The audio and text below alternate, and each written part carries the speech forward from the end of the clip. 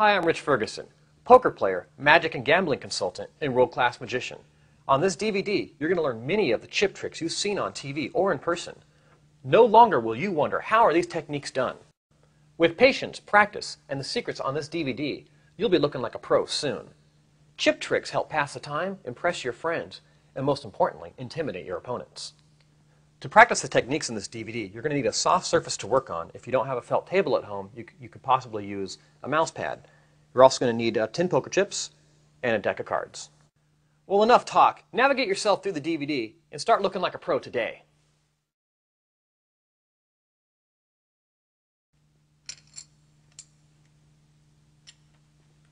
This is called the shuffle.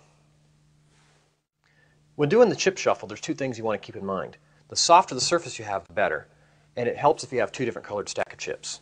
To successfully do a chip shuffle, you're going to first learn a move called the pullover. Now the pullover is very simple. It's simply just taking some of the chips, putting them to the side, and then lifting up the rest and putting them back on top. It's like cutting the deck. So it doesn't really matter how many you take. In this case, we're shooting for half, and having the two different colors helps you determine that.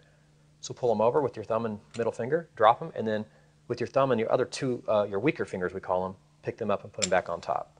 So you're going to alternate between fingers. Start with the first three, and then pick up with your pinky and your ring finger. That's the techniques you want to get through, because those are the fingers that are going to enable you to do the shuffle. To do the complete chip shuffle, you're going to start off by doing the pullover like before. But the back chips aren't going to go to the top. They're going to be held in the pullover position, just butted up next to the other stack of chips.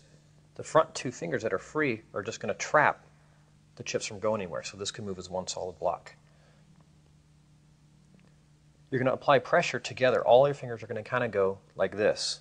It's really a feel you're going to have to develop, but all the fingers kind of slightly squeeze together.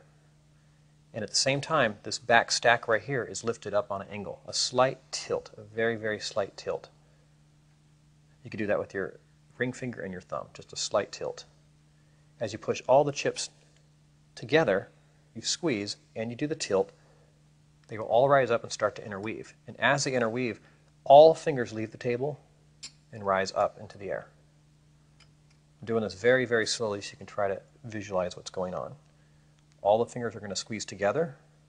You're going to do a tilt with the back fingers, and then all the fingers go up. If I had a very large stack, it would look like this.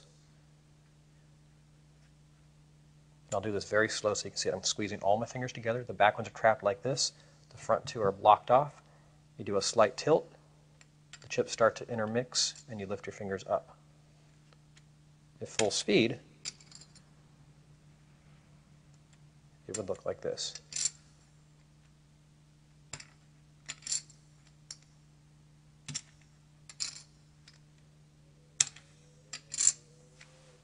One final tip about chip shuffling. I would recommend starting off for your first time with about 6 chips and adding chips as you get better.